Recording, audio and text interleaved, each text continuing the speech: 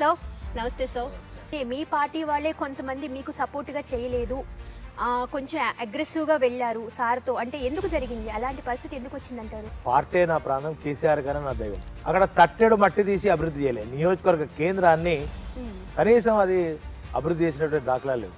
తాగే నీళ్లు లేకుండే, సాగు చేసుకోవడానికి చుక్క నూరు దొరకకపోతే ఇక్కడ నుంచి బొంబాయికి, భీవండికి, మస్కట్కు, దుబాయ్కి వలసలు బతికినటువంటి ప్రాంతం ఈ ప్రాంతం అంతా.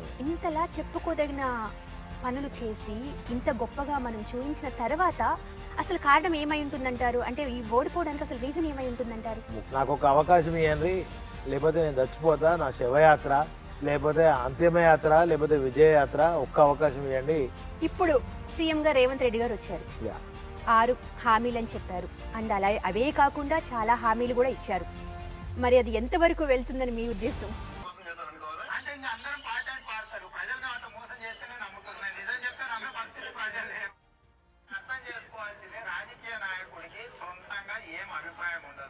అంటే మీరు ఇవాళ ఇంటర్వ్యూ చేస్తారని కానీ నేను చూపిస్తాను కానీ అనుకోలేదు. అయితే ప్రజలు నిజాన్ని, మంచిని నమ్మరు. వాళ్ళు మోసపోతా అంటే మేము మోసం చేయడానికి రెడీగా ఉన్నాం, మేము మోసమే చేస్తామని చెప్తున్నాడు రేవంత్ రెడ్డి. ఇప్పుడు ప్రజాపాలన అన్నారు, ఇవాళ నుంచి ప్రజాపాలన, ఇవాళ నుంచి నేనైతే కాలయాపన పాలన అనుకుంటున్నా. మీ తెలంగాణ తెచ్చిన తెలంగాణ ఎట్లుండాలని కోరుకున్నాము, అట్లుండకపోతే బరాబర్ మళ్ళీ పోరాటం చేస్తాం. తెలంగాణ ఉద్యమం మాకు కొట్లాడాలు, పోరాటాలు, జైలుకోవడాలు, లాఠీ దెబ్బలు తినడాలు కొత్త కాదు. కనుక డెఫినెట్ గా ప్రజల పక్షాన నిలబడతాం, కొట్లాడతాం.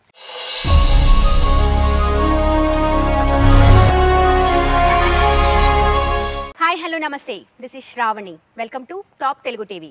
జనరల్గా గెలుపు, ఓటమి అనేది మానవ సమాజంలో సర్వసాధారణం, అందులోనూ రాజకీయంలో వెరీ కామన్, రైట్?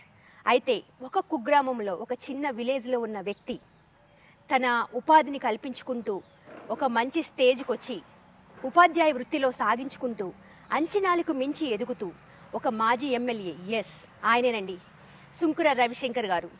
సో నమస్తే సార్, ఎలా ఉన్నారు? Super super, that's really good. So voice చాలా బాగా అనిపిస్తుంది, ఆ వర్డ్ చాలా బాగుంది. సో సార్, యాక్చువల్గా కామన్ రాజకీయం అన్నప్పుడు ఒక టైంలో ఒక వ్యక్తి పైకి వస్తే ఆటోమేటిక్గా ఇంకొక వ్యక్తి కింద పడాలి, దెన్ మళ్ళీ అగైన్ అదే స్టెప్ని ఎంచుకొని మనం పైకి వెళ్తాం.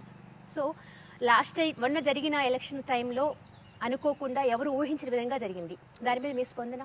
ఎలక్షన్స్ అనగానే ప్రజా తీర్పును, ఎన్నికల్లో పోటీ చేసినటువంటి వాళ్ళు శిరసా వహించాలి. పడి లేచే కెరటమే నాకు ఆదర్శం.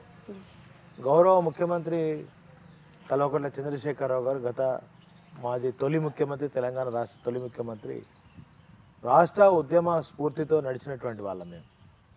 ఈ పదవుల కోసము ఎన్నికలలోనే పాల్గొనాలి, ఎలక్షన్లో గెలవాలి, ఎలక్షన్లో గెలిస్తేనే రాజకీయాలలో ఉండాలనేది మాకు పార్టీ అధినేత కేసీఆర్ గారు నేర్పించలేదు. మొట్టమొదలు తెలంగాణ రాష్ట్రాన్ని సాధించడం కోసం పదవులను తృణంగా ఎన్నోసార్లు కేసీఆర్ గారు కానీ, హరీష్ రావు గారు కానీ, పెద్దలు ఎంతోమంది ఈ రాష్ట్రం కోసం త్యాగం చేసినటువంటి వాళ్ళు. కేసీఆర్ గారు చావు నోట్లకు పోయి ఈ తెలంగాణ రాష్ట్రాన్ని తీసుకొచ్చారు. అటువంటి పార్టీలో కేసీఆర్ గారితో పనిచేసినటువంటి అనుభవం వారిలో మాకు ఎన్నికలలో గెలుపు ఓటములు అనేది సహజం. ప్రజా తీర్పును మనం గౌరవిస్తాం, శిరసావహిస్తాం. సార్, అంటే అసలు రాజకీయం అనేది కాకుండా మీ పర్సనల్ లైఫ్లో అంటే మీకు ఎలా రాజకీయాల్లోకి రావాలనిపించింది? మీ ఫ్యామిలీ కానీ అది చిన్న క్లుప్తంగా మాకు చెప్తారా? అమ్మా, నేను సహజంగా ఉపాధ్యాయుడిని. అవును. 10 మందికి విద్య నేర్పిస్తూ పాఠశాల నడిపించాను దాదాపు 30 సంవత్సరాలు. అవును. ఇదే సందర్భంలో గౌరవ పార్టీ అధినేత కేసీఆర్ గారు తెలంగాణ రాష్ట్ర సాధన కోసం టీఆర్ఎస్ పార్టీని పెట్టడం జరిగింది. దానికి ఆకర్షితులై తెలంగాణ రాష్ట్ర సాధనలో కేసీఆర్ గారితో నడవడం జరిగింది. తెలంగాణ రాష్ట్రం సాధించుకున్నాం. వచ్చిన తెలంగాణలో 2014లో అవకాశం రాకపోయినా కేసీఆర్ గారితో ఉన్నాం. పార్టీ నా ప్రాణం, కేసీఆర్ గారు నా దైవం. 2018లో పిలిచే అవకాశం ఇస్తే ప్రజలు పెద్ద ఎత్తున 42,000 పైసలకు మెజార్టీతో గెలిపించారు. సో 70 సంవత్సరాల చరిత్రలో చొప్పదండి నియోజకవర్గంలో గతంలో ఏ శాసనసభ్యుడు చేయనటువంటి విధంగా ఈ నియోజకవర్గాన్ని అభివృద్ధి చేసే అవకాశం ప్రజలు ఇచ్చారు. కనుక బ్రహ్మాండంగా ఏ శాసనసభ్యుడు చేయని విధంగా ఇవాళ 1800 కోట్ల రూపాయలతో ఈ నియోజకవర్గాన్ని అభివృద్ధి చేసిన. ఉదాహరణకి చొప్పదండి నియోజకవర్గ కేంద్రం, అక్కడ ఉన్నటువంటి ఇప్పటి వరకు ఉన్నటువంటి ఎమ్మెల్యే ఎవరు లేరు. అక్కడ తట్టెడు మట్టి తీసి అభివృద్ధి చేయలేదు. నియోజకవర్గ కేంద్రాన్ని కనీసం అది అభివృద్ధి చేసినటువంటి దాఖలా లేవు. ఈ ప్రాంత బిడ్డను కనుక, ఈ మట్టి బిడ్డను కనుక, ఈ మట్టి బిడ్డకు ఒక గొప్ప అవకాశాన్ని ప్రజలు ఇచ్చారు కనుక, ఈ ప్రాంత రుణాన్ని తీర్చుకోవాలి కనుక చొప్పదండి నియోజకవర్గ కేంద్రాన్ని సుమారుగా 120 కోట్ల రూపాయలతో సెంట్రల్ లైటింగ్ కానీ, 100 బెడ్ హాస్పిటల్ కానీ, ఇంటిగ్రేటెడ్ మార్కెట్ కానీ, ఇన్నర్గా ఉండేటువంటి రోడ్స్ కానీ ఇవన్నీ కూడా అభివృద్ధి చేయగలిగిన. మరి 70 సంవత్సరాలుగా చాలా మంది గెలిచారు. చాలా మంది ఇక్కడ గెలిచినటువంటి వాళ్ళు 60, 70, 80% స్థానికేతరు. ఎమ్మెల్యేలుగా గెలుస్తారు. వాళ్ళు మళ్ళీ తిరిగి హైదరాబాద్లో నివసిస్తారు. ఈ ప్రాంత ప్రయోజనాల కోసం, ఈ ప్రాంత అభివృద్ధి కోసం ఎన్నడూ కూడా పట్టించుకునే పాపాన పోలేదు. ముఖ్యంగా మన నియోజకవర్గం ఎడారి లాంటి ప్రాంతం. రైతుల ఆత్మహత్యలు, చేనేత కార్మికుల ఆకలి చావులు ఉన్నటువంటి, తాగే నీళ్లు లేకుండే, సాగు చేసుకోవడానికి చుక్క నూరు దొరకకపోతే ఇక్కడ నుంచి బొంబాయికి, భీమండికి, మస్కట్కు, దుబాయ్కి వలసలు పోయి బతికినటువంటి ప్రాంతం ఈ ప్రాంతం అంతా కూడా. నేను గెలిచిన తర్వాత ఈ ప్రజలకు ఒకటే ప్రామిస్ చేసిన, ఈ నియోజకవర్గాన్ని కోనసీమ చేస్తా అని చెప్పిన. కేసీఆర్ గారితో కొట్లాడి ఈ నియోజకవర్గానికి అనేక ప్రాజెక్టులు తీసుకొచ్చి ఇవాళ దాదాపుగా ఈ ప్రాంతాన్ని అంతా కోనసీమ చేసిన. కోరిన కోరికలు తీర్చే కొంగు బంగారం కొండగట్టు అంజన్న. అటువంటి అంజన్న గుడిని చాలామంది పెద్ద పెద్ద వాళ్ళు ఈ ప్రాంతానికి ప్రతినిధులుగా, మంత్రులు కూడా అయినారు. కానీ కొండగట్టు అంజన్న గుడి అభివృద్ధి చేద్దామనే ఆలోచన ఎవరికి రాలే. నేను స్వయంగా ఆంజనేయ భక్తుడిని కనుక నాకు కేసీఆర్ గారి దీవెన వల్ల, ప్రజల ఆశీర్వాదం వల్ల ఎమ్మెల్యే అయిన తర్వాత ఇలా కేసీఆర్ గారితో కొట్లాడి, జగిత్యాల సభకు కేసీఆర్ గారు వచ్చినప్పుడు మా ఎమ్మెల్యే రవిశంకర్ నాతో కొట్లాడుతాడు, కొండగట్టుకు నిధులు కావాలంటాడని అక్కడికక్కడే ఒక 100 కోట్ల రూపాయలు ప్రకటించడం జరిగింది. ప్రకటించడమే కాదు, 50 రోజుల్లోపు వారు వచ్చి మరి పైసలు కూడా మంజూరు చేసి అలా పనులు జరుగుతూ ఉన్నాయి. మరి ఇక్కడ గెలిచిన వాళ్ళు ఆ కొండగట్టు అంజనాన్ని కానీ, చొప్పదండి నియోజకవర్గాన్ని కానీ, రోడ్లు కానీ, బ్రిడ్జిలు కానీ, కుల సంఘ భవనాలు కానీ, గ్రామ పంచాయతీ భవనాలు కానీ, పల్లె దవాఖానాలు కానీ ఎవరు తీసుకురాలి. ఈ ప్రాంత ప్రయోజనాల కోసం ఈ మట్టిలో పుట్టినటువంటి బిడ్డని మట్టి రుణం తీర్చుకుందామని అనేక ప్రయత్నాలు చేసినాం. సరే, ప్రజలు ఈసారి కూర్చోబిడ్డ అని అన్నారు. కూర్చుంటాం, మళ్ళీ త్వరలోనే అవకాశాలు వస్తాయి, తప్పకుండా మళ్ళీ ఈ ప్రజలు ఇంతకంటే పెద్ద మెజార్టీతో గెలిపిస్తారు. అంటే ఇంతలా చెప్పుకోదగిన పనులు చేసి ఇంత గొప్పగా మనం చూపించిన తర్వాత అసలు కారణం ఏమై ఉంటుందంటారు? అంటే ఈ ఓడిపోవడానికి అసలు రీజన్ ఏమై ఉంటుందంటారు? ముఖ్యంగా ఈసారి మా నియోజకవర్గంలో నాకు ఒక అవకాశం ఇవ్వండి, లేకపోతే నేను చచ్చిపోతా, నా శవయాత్ర, లేకపోతే అంతిమయాత్ర, లేకపోతే విజయయాత్ర, ఒక్క అవకాశం ఇవ్వండి, చనిపోతా, ఇంకా మీరు ఒకవేళ నన్ను గెలిపించకపోతే నేను చచ్చిపోతా, మీ కాలు మొక్తా, మీ దండం పెడతా అని ప్రజలను, మాకు అది కొంత ఆలస్యంగా తెలిసింది ఇట్లా అని, అట్లా అంటే సెంటిమెంట్గా కొద్ది ప్రజలు ఒక అవకాశం ఇద్దాంలే అని చెప్పి అవకాశం ఇచ్చినట్టుగా భావిస్తామన్నా తప్ప, ఇప్పుడు ఇక్కడ గెలిచిన ఆయన ఇక్కడ లోకల్ కాదు, నాన్ లోకల్ కనుక ఇక్కడ ఉండడు కూడా. గెలిచిండు, దగ్గర గెలిచి నెల దగ్గరకు వస్తుంది. మరి ఎక్కడున్నాడు అంటే ఏ గ్రామాల్లో తిరుగుతున్నా అంటే సేమ్ నేను ఎమ్మెల్యేగా ఉన్నప్పుడు ఎట్లా తిరిగానో ఇవాళ నేను అట్లే తిరుగుతున్నా. ఇప్పటి వరకు ఊళ్ళల్లో తిరుగుకుంటూనే వస్తున్నా, అనేక గ్రామాలు తిరిగిన. ఇవాళ కూడా ఇలా ఒక ప్రెస్ మీట్ కూడా పెట్టినాం. రైతు బంధు ఎడబాయ్ అని 77,700 కోట్ల రూపాయలు ఎక్కడ పోయినాయి. మరి పేపర్లో, నేను ఒక పేపర్లో చూసిన, ఎక్కడ అంటే ఆ డబ్బులు మేము గెలిస్తే, మేము ఆనాడు ఎలక్షన్ జరుగుతున్నప్పుడే చెప్పినాం, మా ప్రభుత్వ కేసీఆర్ గారు రైతు బంధు ఖాతాలలో 7,700 కోట్ల రూపాయలు 28వ తారీఖు నుంచి జమ అవుతాయి అని చెప్పినాం. ఈ కాంగ్రెస్ వాళ్ళు కంప్లైంట్ చేసి ఎలక్షన్ కమిషన్ కు రైతుల నోట్లో మట్టి కొట్టిరు, రావాల్సిన డబ్బులు రాకుండా చేశారు. మరి ఇవాళ వరకన్నా ఇచ్చిరా? ఇలా డిసెంబర్ 29వ తారీఖు వరకు అంటే ఇవ్వలే. ఒక ముఖ్యమంత్రి వేసినమంటాడు, ఒక ముఖ్యమంత్రి వస్తాయి అంటాడు. ఇప్పుడు ఇయ్యలేమంటారు. ఆ తర్వాత తెల్ల రేషన్ కార్డు ఉన్న వాళ్ళకే ఇస్తామంటారు. 3 ఎకరాలకు, 4 ఎకరాలకు, 10 ఎకరాలకు ఇస్తామంటారు. అంటే ఒక నిర్దిష్టమైనటువంటి గతంలో ఉన్నటువంటి వాళ్ళకు, రైతులకు ఇచ్చేస్తే అయిపోతుండే. గతంలో సావుకారు దగ్గర పోయి అప్పు చేసేది తెలంగాణ రాష్ట్రం రాకముందు. తెలంగాణలో ఆత్మహత్యలు ఎందుకుండే? ఎరువుల కోసం, విత్తనాల కోసం సావుకారు దగ్గర పోయి అప్పు చేసి సరిగా పంటలు వండక అవి అప్పులు తీర్చలేక ఆత్మహత్యలు ఉండే. మళ్ళీ కాంగ్రెస్ ప్రభుత్వం ఇప్పుడు, గతంలో కాంగ్రెస్ ప్రభుత్వం ఉండే 10 ఏళ్ల కింద, ఇప్పుడు కూడా అదే వచ్చింది, సేమ్ పాత పద్ధతి, 3 గంటల కరెంట్ అన్నాడు కదా.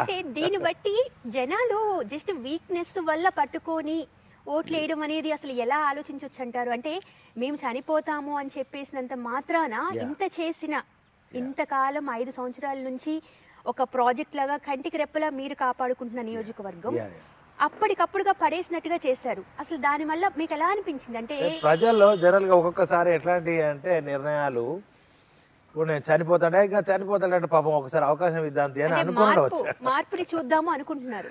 అట్లా అంటే ప్రజల్లో ఈయన ఒకసారి గెలిపించడం, వాళ్ళని ఒకసారి గెలిపించడం, ఈయన కూడా ఒకసారి గెలిపిద్దాంతి అని అనుకోని ఉండవచ్చు. అందుకే ఇలాంటి మార్పు, ఇట్లాంటి ఫలితం వచ్చింది అని అనుకుంటున్నా. ఓకే, తప్ప ఇంకా ఏదో ఉద్ధరిస్తాడు, ఇక్కడ ఉంటాడు, మాకు అందుబాటులో ఉంటాడు. నేనైతే ₹1 లంచం ఇచ్చినా తీసుకున్నా జైలుకు పంపుతా అన్నటువంటి ఎమ్మెల్యే నేను. నిత్యం ఇక్కడే అందుబాటులో ఉండేవాడిని ప్రజలకు.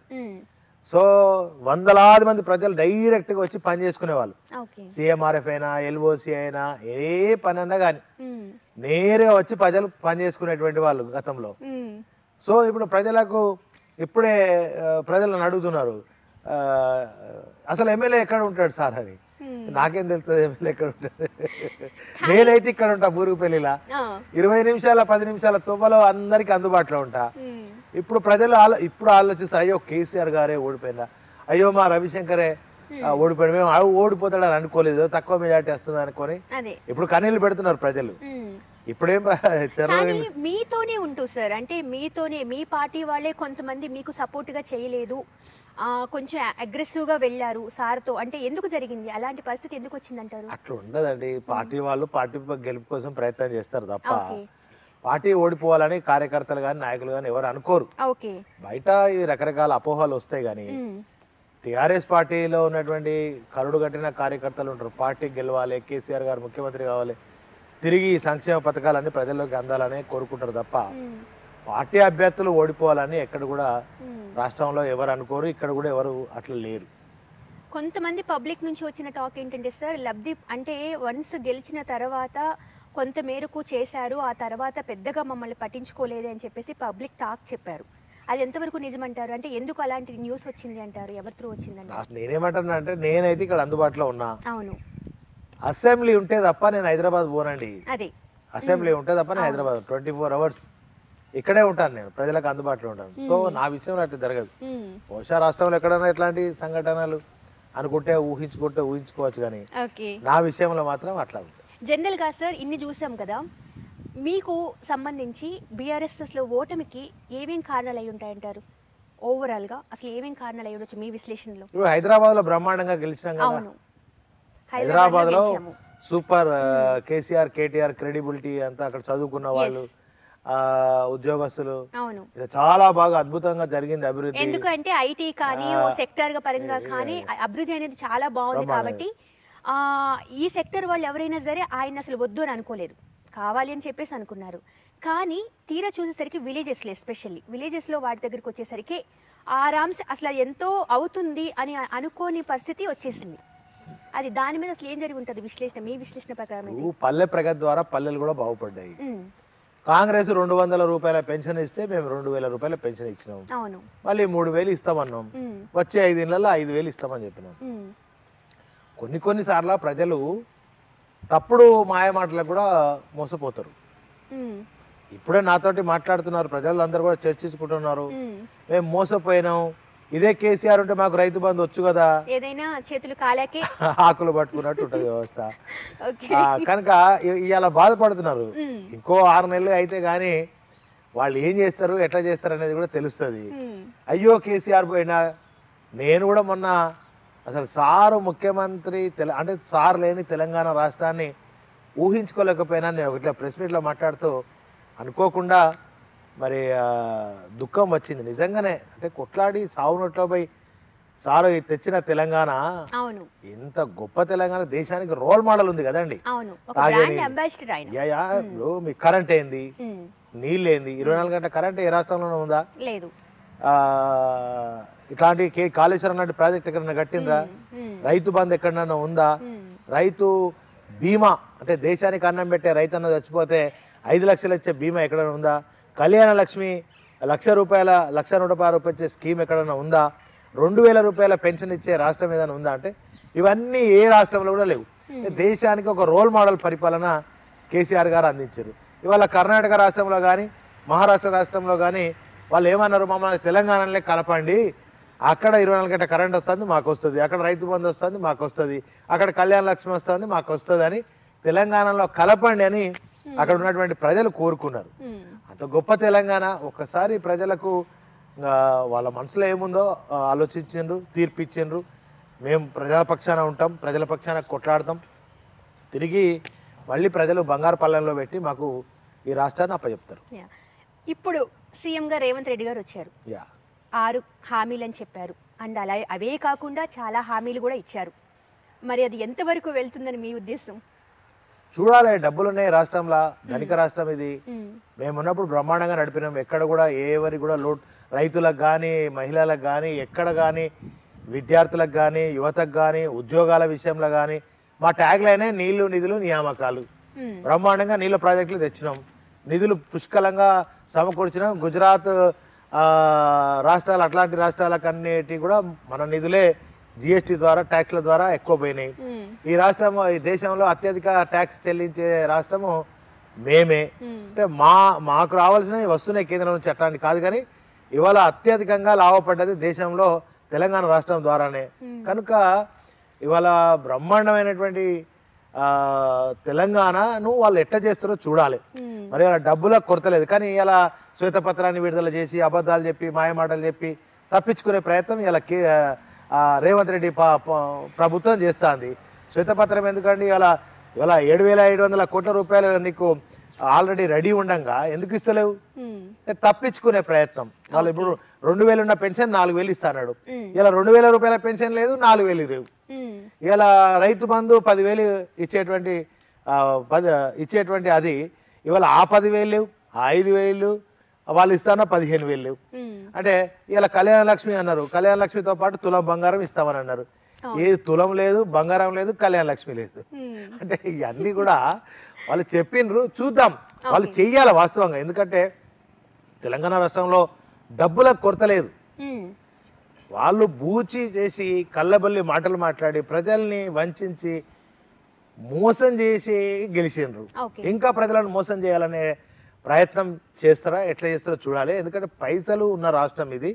బ్రహ్మాండంగా ఇవాళ ఉన్నటువంటి సంక్షేమ పథకాలన్నీ కూడా ప్రజలకు ఒక్క రోజు కూడా లేట్ కాకుండా ఇవ్వగలిగే అవకాశం ఉన్న రాష్ట్రం.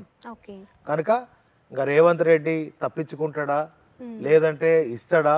వాళ్ళు ప్రజా సంక్షేమం కోరుతారా, రైతు సంక్షేమం కోరుతారా, మహిళా సంక్షేమం కోరుతారా, యువత సంక్షేమం కోరుతారా, విద్యార్థి సంక్షేమం కోరుతారా కోరరా మనం చూడాలి, వేచి చూడాలి. వాళ్ళైతే ముందే చెప్పారు మేము 3 గంటల కరెంట్ కంటే ఎక్కువ 10 HP మోటార్ పెట్టుకోమని అన్నారు. ప్రజలు వాళ్ళ మాటను 10 HP మోటార్ అయినా మేము పెట్టుకుంటాం, లేదా 3 గంటల కరెంట్ ఇచ్చిన చాలా అన్నదానికే కదా వాళ్ళు సపోర్ట్ చేసినట్టు. అదే ఎందుకు సపోర్ట్ చేశారు అసలు అంటే మంచిగా కడుపు నిండా పెడతాము అన్న దాన్ని తీసుకోకుండా అరకొర పెట్టిందని తీసుకొని ఏం సాధిద్దాం అనుకొని వాళ్ళు సపోర్ట్ చేస్తుంటారు. ఏ విధంగా వాళ్ళు దాన్ని తీసుకున్నారు? అది ప్రజల విజ్ఞతకే వదిలేస్తాం, వాళ్ళ ఆలోచనకే వదిలేస్తాం. అండ్ ఇంకొకటి సార్, ఎస్పెషల్లీ తాగునీరు సాగునీరు సమస్య ప్రాబ్లం అనేది సాల్వ్ అయింది అంటారా మీ దగ్గర? బ్రహ్మాండంగా సార్. మీరు ఇప్పుడు మా ఇంటికి నుంచి ఇక్కడ చూడండి, మీరు ఎటు చూసినా పచ్చడి పొలాలు ఉంటాయి. ఈ కాలువలో ఇది వరద కాలువ, ఫ్లడ్ ఫ్లో కెనాల్ అంటారు దీన్ని. వైఎస్ రాజశేఖర రెడ్డి గారు ముఖ్యమంత్రిగా ఉన్నప్పుడు ఈ ప్రారంభమైంది. ఫ్లడ్ ఫ్లో కెనాల్ అంటే వరదలు 20 ఏళ్ళకోసారి 30 ఏళ్ళకోసారి 10 ఏళ్ళకోసారి బాగా వరదలు వచ్చినప్పుడు SRSP నుంచి వృధాగా సముద్రంలో కలిసే నీళ్ళని ఇటు పంపించడానికి కోసం కట్టినటువంటి కెనాల్ ఇది. FFC ఫ్లడ్ ఫ్లో కెనాల్, వరద కాలువ ఇది. కానీ ఇప్పుడు వరద కాలువ ఎట్లున్నది? జీవనది లాగా ఉంది, ఒక రిజర్వాయర్ లాగా ఉంది. ఇది కేసీఆర్ గారి అపర భగీరథ ప్రయత్నం వల్లనే కదా ఇవాళ ఇక్కడ ఉంది. అదే కాంగ్రెస్ ప్రభుత్వంలో మరి వరద కాలువలో నీళ్ళు లేవు. వరద కాలువలో అదే కొన్ని వందల మీటర్ల లోతులో ఉన్నటువంటి దాంట్లో బాయిలు తవ్వేది నీళ్ళ కోసం, అలా క్రికెట్ ఆడేది. అటువంటిది కేసీఆర్ గారు ముఖ్యమంత్రి అయిన తర్వాత పాలనలో చెరువులు ఎండాకాలం అంటే రోకళ్ళు బలుగుతాయి అంటారు. అవును. రోని ఎండలు, అవును. రోని ఎండలలో కూడా ఇవాళ చెరువులలో అలుగువారి మత్తడి దుక్కున్నాయి కేసీఆర్ గారి పాలనలో. ఇవాళ మీరు ఈ ఎండాకాలంలో కూడా ఏ సంఖ్యకి ఇప్పుడు బోనసే 500 ఇస్తున్నారు పంట మీద. ఇప్పుడు ఇవ్వాలి, ఇప్పుడు మళ్ళీ పంట పడుతుంది ఇవ్వాలి. ఇప్పుడు నీళ్ళు ఇవ్వాలి. నీళ్లు లేక మొన్ననే మా కాన్స్టిట్యూన్సీలో ఒక రైతు ట్యాంకర్ పెట్టి నీళ్లు పోస్తున్నాడు నారును బతికించడం కోసం. పత్తి రైతులు గతంలో కూడా ఇక్కడ ఆత్మహత్య చేసుకున్నారు ఇట్లాగే. సో మళ్ళీ గత కాంగ్రెస్ పాలన ఎట్లయితే ఉందో అదే రీతిన మళ్ళీ ఆత్మహత్యలు, రైతుల ఆత్మహత్యలు ఇవన్నీ రావద్దని కోరుకుంటున్నా. ఎందుకంటే కేసీఆర్ గారు ఇంత మంచి తెలంగాణ ఇచ్చి ప్రాజెక్టులు కట్టి ధనిక రాష్ట్రంగా తయారు చేసుకొని అంత మంచిగా ఉన్నది. రేవంత్ రెడ్డి గారు నేనైతే విశ్వసిస్తున్నా, నేను అనుకుంటున్నా ప్రజలకైతే అందాల్సినటువంటి సంక్షేమాన్ని నిరంతరంగా కొనసాగించడానికి ఎలాంటి లోటు లేదు. ఆయన కొనసాగించాలని నేను కోరుకుంటున్నా. కానీ పైనుండి వచ్చే మాట ఏంటంటే ఏ రికార్డు ఓపెన్ చేసి చూసినా సరే చాలా వరకు అప్పులు మాత్రమే ఉన్నాయి, ఫండింగ్ సరిగా లేదు, తెలంగాణ ప్రభుత్వం చాలా చేసేసింది అని చెప్పేసి వాళ్ళ సైడ్ నుంచి వాళ్ళు చెప్తూ ఉన్నారు. ఎవ్రీడే న్యూస్ అదే వినిపిస్తూనే ఉన్నారు. అంటే ప్రజల ఎప్పటికీ చెవులో అబద్ధాలు చెప్పిస్తే 10 సార్లు అబద్ధాన్ని చెప్తే అది నిజమవుతుంది. అట్లాగే 1,00,000 కోట్ల అవినీతి జరిగింది కాళేశ్వరం ప్రాజెక్టులో అని చెప్పారు. దాని ప్రాజెక్ట్ కాస్ట్ 70-80 లక్షల ప్రాజెక్ట్ కాస్ట్. కానీ ప్రజల్లో ఎలాంటి వార్తలను వాళ్ళు చెప్పించారు? 1,00,000 కోట్ల అవినీతి జరిగిందంటే 1,00,000 కోట్ల అవినీతి జరిగిందంటే అది 100 లక్షల కోట్ల ప్రాజెక్టా? అది ఎన్ని లక్షల కోట్ల? అసలు ప్రాజెక్ట్ కాస్టే 70-80 లక్షల కాస్ట్. 1,00,000 కోట్ల అవినీతి ఎట్లా జరుగుతుంది? అంటే చెప్పేటోనికన్నా ఉండాలి, వినటోనికన్నా ఉండాలిగా. మీకు అర్థం చేసుకోండి. అంటే ఇట్లాంటి అసత్యపు, అబద్ధపు, సత్య దూరమైన విషయాలను కామన్ పీపుల్ కూడా వాళ్ళు చేరవేశారు. వాళ్ళు నిజంగానే 1,00,000 కోట్ల అవినీతి జరిగింది కావచ్చు అనుకునేంత తప్పుడు ప్రచారాన్ని వాళ్ళు నమ్మేటట్టుగా చేశారు. కనుక ఇట్లాంటివన్నీ కూడా వాళ్ళు అసత్యం, సత్య దూరమైన విషయాలని ప్రజల చెవులకి మరీ మరీ మరీ మరీ ఒక వీడియో మీరు చూస్తే షాక్ అవుతారు ప్రజలు.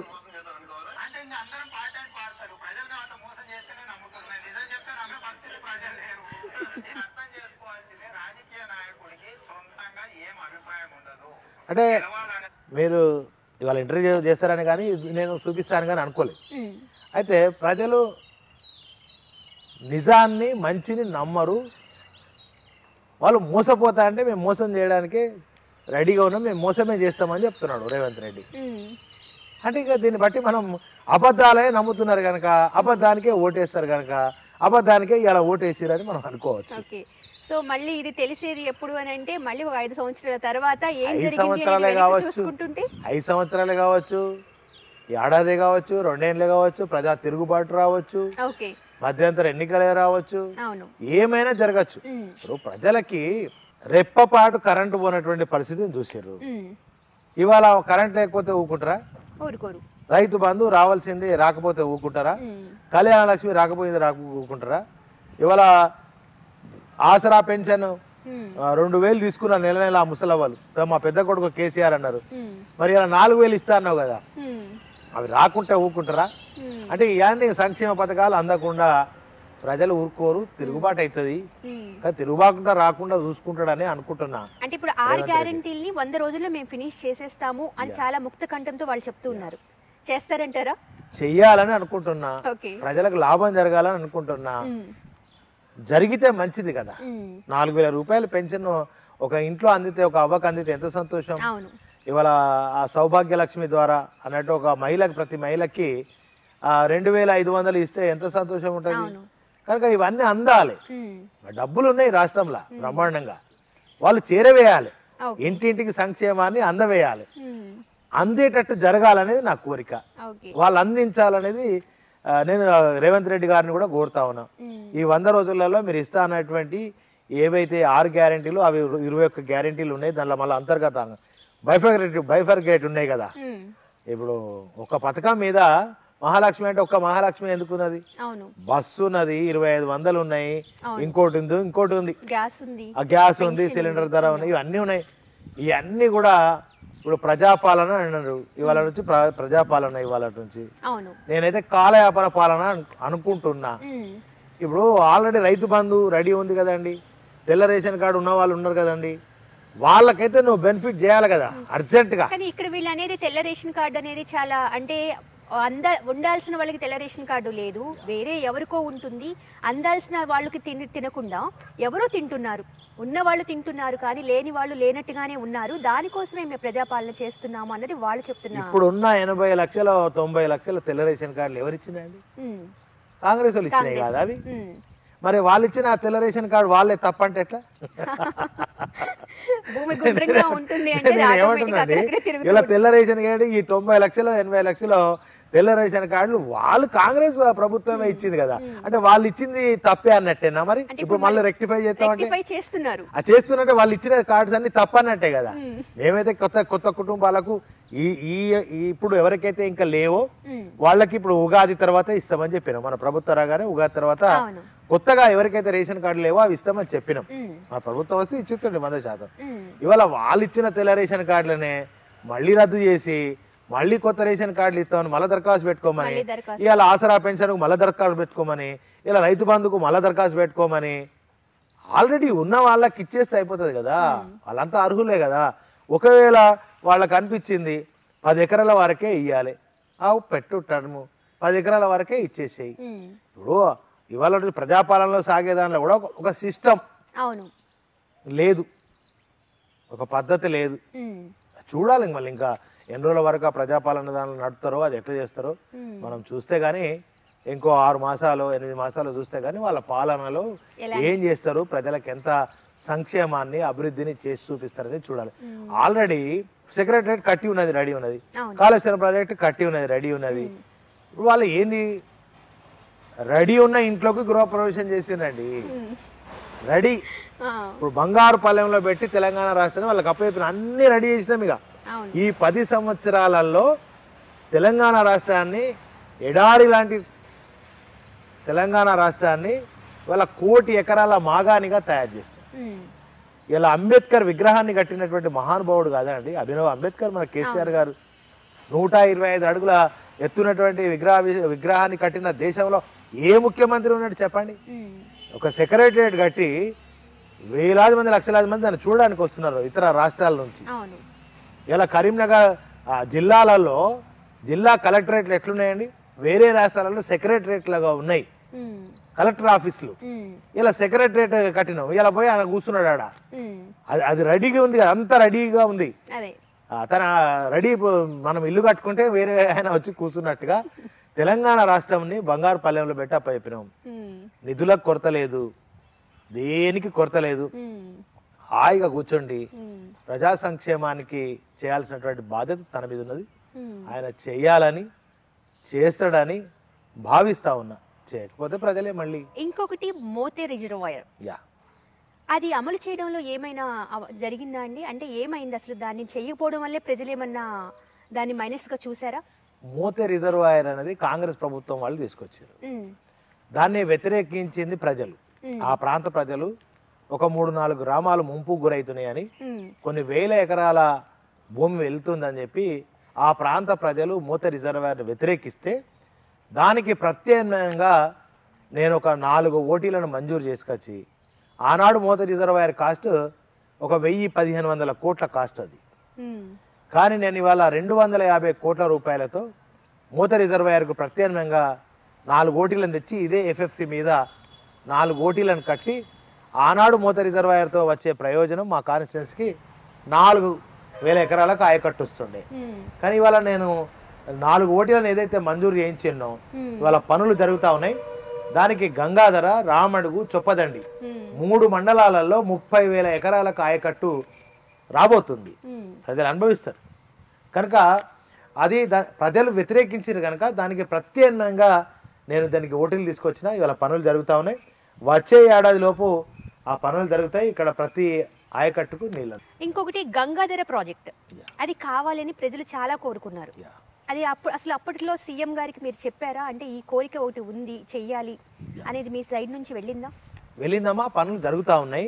ఆ పెండింగ్ ఉండే అది ఎప్పుడో 2008-2004 ఆ ప్రాంతంలో నారాయణపూర్ రిజర్వాయర్ గంగాధర ప్రాజెక్ట్ అనేది అప్పుడు ఉన్నటువంటి చంద్రబాబు నాయుడు ఆ టర్మ్లో దాని భూమి పూజ జరిగింది. కానీ అది పనులు నత్తనడక నడిచినాయి. మన ప్రభుత్వం వచ్చినాకనే పనులు పూర్తి చేసినాం. ఎల్లంపల్లి జలాల ద్వారా ఆయకట్టుకు నీళ్లు ఇచ్చినాం, చెరువులు నింపినాం. తద్వారా ఇంకా కొంత ఒక 20% 10% పెండింగ్ ఉన్నాయి పనులు. ఆ నారాయణపూర్ రిజర్వాయర్, పోతారం రిజర్వాయర్, కుడి ఎడమ కాలువ పనులు కొన్ని ఉన్నాయి. అవి కూడా త్వరలోనే నేను పూర్తి చేద్దామని ఆల్రెడీ పనులు జరుగుతూ ఉన్నాయి. ఆ త్వరలోనే అవి కూడా పూర్తయితాయి. ఇప్పుడు మీ మీద మేడిపల్లి సత్యం గెలిచారు అంటే ఆయన గెలుపు ప్రజల త్రూ వచ్చిందా, లేకుంటే కాంగ్రెస్ ఇచ్చిన హామీలతో బలం చేకూర్చుకుని వచ్చిందంటారా?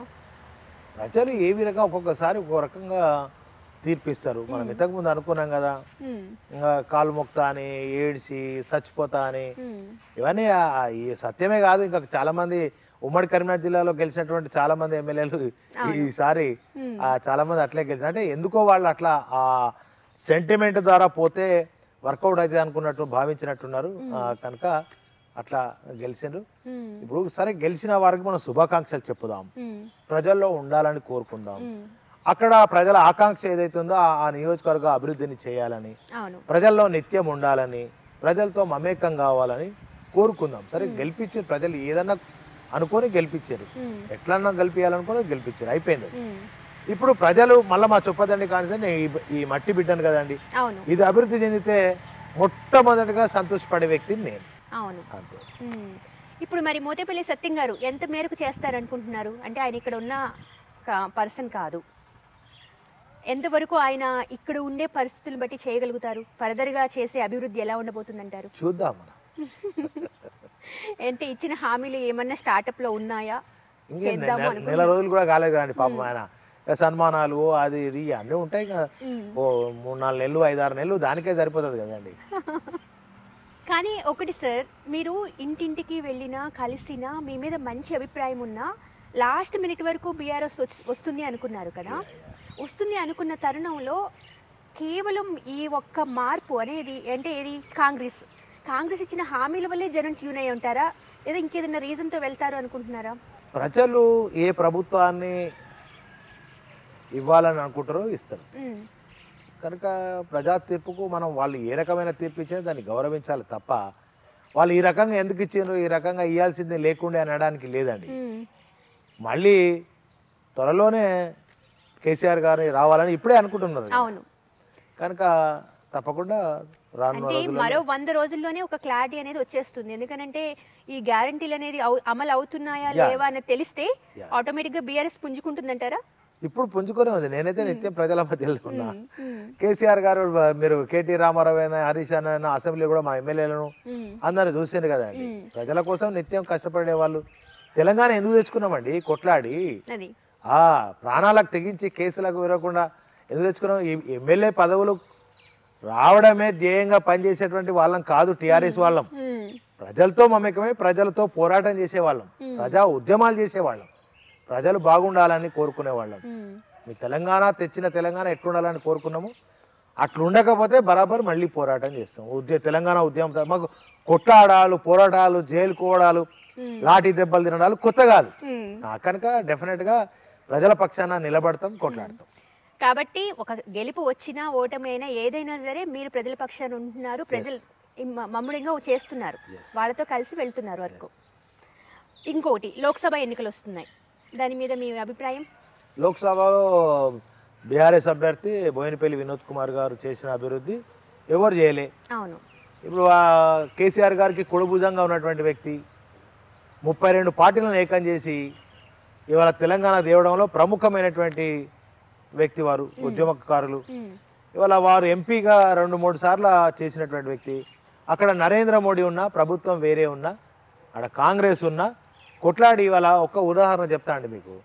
కరీంనగర్ 3.5 లక్షల జనాభా ఉన్నటువంటి మొత్తం అంతా సిటీ. అవును, స్మార్ట్ సిటీ అప్లై చేయాలంటే 10 లక్షల జనాభా పైచులకు ఉండాలి. అప్లికేషన్కి స్మార్ట్ సిటీకి 10 లక్షల జనాభా ఉండాలి అప్లై చేసుకోవాలంటేనే. కానీ 3.5 లక్షల జనాభా ఉన్నటువంటి కరీంనగర్ని స్మార్ట్ సిటీ తెచ్చినటువంటి ఘనత. ఎస్, అటువంటి ఆయనను కోరుకోడు. ఇవాళ వినోద్ కుమార్ గారు జాతీయ రహదారులు తెచ్చారు. వారు తెచ్చినటువంటి వేల కిలోమీటర్లు వారు ఉన్నప్పుడు మరి ట్రిపుల్ ఐటీ కోసం కొట్లాడినటువంటి వ్యక్తి. అట్లాగే ఇవాళ మా చొప్పదండి నియోజకవర్గంలో సైనిక్ స్కూల్ను మంజూరు చేసినటువంటి వ్యక్తి. ఇవాళ కొత్తపల్లి టు మనోహరాబాద్ అనేటువంటిది తెలంగాణ ఉద్యమంలో మొదటి నుంచి కేసీఆర్ గారి కళ, అది స్వప్నం. అటువంటి రైల్వే లైన్ మంజూరు చేసి ఇలా సిద్దిపేట దాకా రైలు వచ్చింది.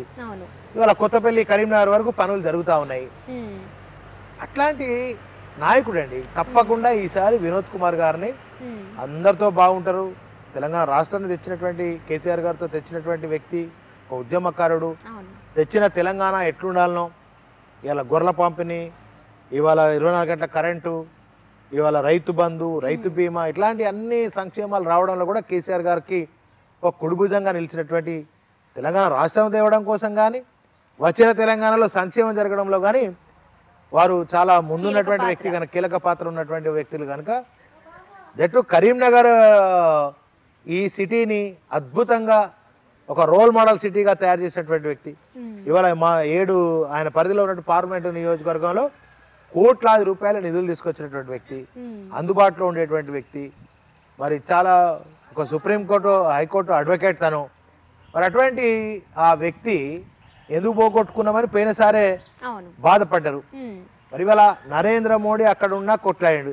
ఇవాళ నరేంద్ర మోడీ అక్కడ ఉండి, బండి సంజయ్ ఇక్కడ ఉండి, మరి ఇవాళ వినోద్ కుమార్ తెచ్చిన దానిలో ₹1 బిల్ల తేలే. వినోద్ కుమార్ ప్రజలకు అందుబాటులో ఉంటే ఈయన హైదరాబాదు, ఢిల్లీ తిరుక్కుంటున్నాడు. కానీ ప్రజలు బేరీజ్ వేస్తారు కదండి. కనుక వినోద్ కుమార్ ఉన్నప్పుడే వారి హయాంలో బ్రహ్మాండంగా అభివృద్ధి జరిగింది. కనుక ఈసారి మళ్ళీ వినోద్ కుమార్ గారినే గెలిపించుకోవాలి అనే దాంట్లో ఉన్నారు. కేసీఆర్ గారు మరి బ్రహ్మాండంగా వారి నాయకత్వంలో తెలంగాణ రాష్ట్రమైనా, కరీంనగర్ జిల్లా అయినా వారి సొంత గడ్డలాగా భావిస్తారు. ఉద్యమాన్ని నడిపిన, ఒక అభివృద్ధి కార్యక్రమాన్ని చేపట్టిన కరీంనగర్ జిల్లాను సెంటిమెంట్గా తీసుకుంటారు. అట్లాగే కరీంనగర్ జిల్లాను కూడా వారు చాలా గొప్పగా వారి సొంత ప్రాంతం కనుక ఈ ప్రాంతం అభివృద్ధి కోసం ఎస్ ఇవాళ తెలంగాణ రాష్ట్రాన్ని కూడా ప్రతి బిడ్డను కన్నబిడ్డలాగా చూసుకున్నారు. ఇలా ఎంత సుకుమారంగా ఎవరికి చిన్న నొప్పి కాకుండా పెంచుకున్నారు తెలంగాణ రాష్ట్రాన్ని. ఎవరికి కూడా ఏ వారికైనా, ఏ వర్గానికైనా, ఏ సామాజిక వర్గానికి కూడా వారికి హానిగా జరగద్దు, మంచిగా ఉండాలి. చేనేత కార్మికుల ఆకలి చావులు ఎటుపోయినాయండి? ఇలా వాళ్ళ ఆత్మహత్యలు ఎటుపోయినాయండి? రైతుల ఆత్మహత్యలు ఎటుపోయినాయండి? అంటే తెలంగాణలో ప్రతి బిడ్డ నా బిడ్డ. రైతుల కళ్ళల్లో ఆనాడు కన్నీళ్ళు ఉండేయండి. ఇవాళ రైతుల కళ్ళలో ఆనందం వచ్చిందంటే దట్ ఇస్ ద కేసీఆర్. కనుక కేసీఆర్ గారికి గుడిభుజంగా ఉన్నటువంటి వినోద్ కుమార్ గారు తిరిగి కరీంనగర్ పార్లమెంట్కి తప్పకుండా పెద్ద ఎత్తున గెలుస్తారనే విశ్వాసం నాకున్నది. ఈ ఓటమి తర్వాత సార్ కేసీఆర్ గారిని లేదా మన కేటీఆర్ గారిని ఏమన్నా చర్చల్లో అంటే కలుసుకున్నారా? ఎలాంటి చర్చలు జరిగాయి? ఫర్దర్గా ఏంటి ప్లాన్ అన్నది? నిరంతరం ఎప్పుడు కలుస్తూనే ఉంటాము. చర్చలు అంటూ ప్రజల్లో ఉండాలి, ప్రజలతో మమేకం అవ్వాలి, ప్రజా సమస్యల మీద పోరాడాలి. ఇంకేందే ఇప్పుడు ఏముంటుంది, మేము ప్రభుత్వంలో లేం. సో ప్రజల మధ్యలో ఉండాలి, ప్రజలకు అందుబాటులో ఉండాలి, ప్రజా సమస్యల మీద కొట్లాడాలనేటువంటిది చర్చ జరుగుతుంది. చొప్పదండి నియోజకవర్గాన్ని ఒక రోల్ మోడల్గా చేయాలి. కొండగట్టును ఒక అద్భుతమైనటువంటి ఆలయం, దేశంలో అతిపెద్ద ఆంజనేయ గుడి ఎక్కడ ఉంది అని అంటే అది కొండగట్టులో ఉంది అన్నంత స్థాయిలో. అంటే 1000 కోట్ల రూపాయలతో సార్ ప్రకటించండి ఆల్రెడీ. 1000 కోట్ల రూపాయలతో కొండగట్టు ఆంజనేయ గుడి అభివృద్ధి జరుగుతుంది. ఎట్లా యాదాద్రిని మించి మరొక తిరుమల తిరుపతి దేవస్థానం లాగా కొండగట్టు భవిష్యత్తులో తయారు కాబోతుంది. లక్షలాది మంది భక్తులు వస్తారు. తెలంగాణ రాష్ట్రం రాకముందు ఎట్లా ఉండే పరిస్థితి అంటే తాయితానికి కూడా నీళ్ళు లేకుండే కొండగట్లు. భక్తులు లక్షలాది మంది భక్తులు వస్తారు, కనీస సౌకర్యాలు లేకుండే. నేను గెలిచిన తర్వాత చాలా చేసిన. ఇంకా బ్రహ్మాండంగా అంటే నా కళలో ప్రజలు ఎవరు ఊహించినటువంటి విధంగా, భక్తులు ఎవరు ఊహించినటువంటి విధంగా ఇవాళ కొండగట్టు ఆంజనేయ గుడిని బ్రహ్మాండంగా అభివృద్ధి చేస్తా. భవిష్యత్తులో మళ్ళీ తిరిగి ప్రజలు అవకాశం ఇస్తే అంజన్న దయ వల్ల తప్పకుండా అంజన్న గుడిని అభివృద్ధి చేస్తా. ఈ నియోజకవర్గంలో ఇంకా పెండింగ్ పనులు కొన్ని ఉన్నాయి, వాటిని కూడా తప్పకుండా ప్రజలు తిరిగి అవకాశం ఇచ్చినప్పుడు తప్పకుండా చేస్తాం. చూశారు కదా, ఇదండి ఒకటి, ఓటమి అనేది నాకు ఎక్కడ ఆపట్లేదు. నేను ఓటమి వల్ల ఆగిపోలేదు, జనాల్లోకి వెళ్తున్నాను, వాళ్ళ ప్రాబ్లమ్స్ ఏంటి అనేది తెలుసుకుంటున్నాను. నాకు గెలుపు ఓటమితో సంబంధం లేదు, జనాలతో మమేకం కావడమే నా గెలుపు అని ఆయన నిర్మోహమాటంగా చెప్తున్నారు. అలాగే వాళ్ళకంటూ ఏ సమస్య ఉన్నా నా దగ్గరికి రావచ్చు అని చాలా క్లియర్గా క్లుప్తంగా చెప్తున్నారు. సో రవిశంకర్ గారు, మీరు అనుకున్నట్లుగా అలాగే మళ్ళీ పూర్వ వైభవం రావాలి. ఇప్పుడు మీరు ఏదైతే గ్యారంటీలు ఇవన్నీ ఉన్నాయో, ఉన్నా లేకున్నా ఆ గ్యారంటీలు కావాలని మనస్ఫూర్తిగా కోరుకుంటున్నారు. ఖచ్చితంగా అది ప్రజలకు కూడా హ్యాపీనెస్సే. బట్ నిజం చెప్పాలి అని అంటే మీరు ఆ విధంగా ఆలోచించడం అనేది నిజంగా గర్వనీయవంతమైంది. అండ్ కొండగట్టు ఆంజనేయ స్వామి ఆశీస్సులు మీకు ఎప్పటికీ ఉండాలి. Thank you. సబ్స్క్రైబ్ చేయండి. Subscribe to please do subscribe to Please like, share and subscribe to top Telugu TV. Top Telugu TV. Top Telugu TV. Top Telugu TV.